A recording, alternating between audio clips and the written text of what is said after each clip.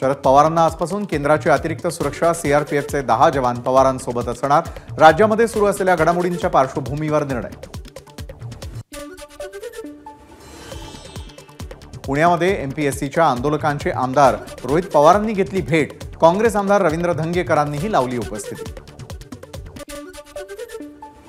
पुण्यामधील एमपीएससी विद्यार्थ्यांच्या आंदोलनाच्या पार्श्वभूमीवर महाराष्ट्र लोकसेवा आयोगाची उद्या महत्त्वपूर्ण बैठक। सकाळी 10 वाजता होणार बैठक। माजी आमदार रमेश कदम जयंत पाटलांच्या भेटीला। अण्णाभाऊ साठे आर्थिक विकास महामंडळ घोटाळा प्रकरणामध्ये जेलमधून सुटका झाल्यानंतर कदम यांनी दिला होता महायुतीला पाठिंबा। भाजप नेते समरजित घाटगे तुतारी फुंकणार हे जवळपास निश्चित। हसन मुश्रीफांच्या विरोधामध्ये समरजित घाटगेंना उमेदवारी मिळण्याची शक्यता। सप्टेंबरच्या पहिल्या किंवा दुसऱ्या आठवड्यामध्ये पक्ष प्रवेशाची शक्यता। जागा वाटपात संधी मिळाली नाही तर समरजित घाटगे यांना विधान परिषद देण्याबाबत भाजप सकारात्मक। भाजप सूत्रांची माहिती, परंतु घाटगे विधानसभा लढवण्यास इच्छुक असल्याचं समजतं।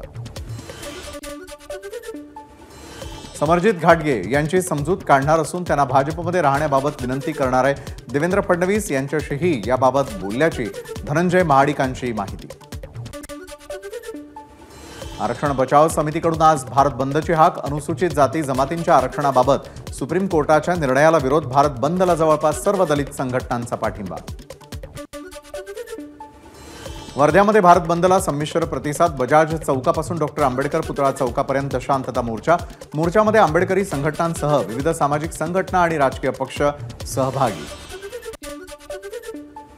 एससी एसटी आरक्षण वर्गीकरणाचा निर्णय मागे घ्या यासह इतर मागण्यांबाबत भारत बंदची हाक। बीडच्या बाजारपेठेमध्ये दुचाकी रॅली तर माजलगाव आणि आष्टी इथे बंद। आरक्षण बचाव संघर्ष समितीच्या वतीनं भारत बंद निमित्तानं भंडाऱ्यामध्ये मोर्चा। बंदला सर्व दलित संघटनांचा पाठिंबा। शास्त्री चौकातून मोर्चाही काढण्यात आला। भारत बंद निमित्त गोंदिया तालुक्यामधील रावणवाडी इथे 8 तासांपासून नागरिकांनी वाहतूक मार्ग ठरला होता रोखून। एससी एसटी जातीय वर्गीकरणाच्या विरोधात बंद। अनुसूचित जाती जमाती आरक्षणामध्ये वर्गीकरण आणि क्रीमी लेअर लावण्याबाबतचा कोर्टाचा निर्णय रद्द करावा या मागणीसाठी बहुजन समाज पक्षाचं हिंगोलीत आंदोलन। गोंदिया शहर बंद दरम्यान सुरू असलेल्या दुकानांवरती युवकांची दगडफेक। हे युवक हातामध्ये दांडके घेऊन मोटरसायकलनं फिरत असल्यानं परिसरात खळबळ। चांदवडमध्ये मुंबई आग्रा महामार्गावरती किसान सभेचा रास्ता रोको। आदिवासी विद्यार्थ्यांच्या मागण्यांसाठी विविध मागण्यांचं निवेदन। विदर्भ दौऱ्यावर असलेल्या राज ठाकरे गोंदियामध्ये दाखल। मनसे कार्यालयामध्ये राज ठाकरे यांचं पारंपरिक पद्धतीनं स्वागत।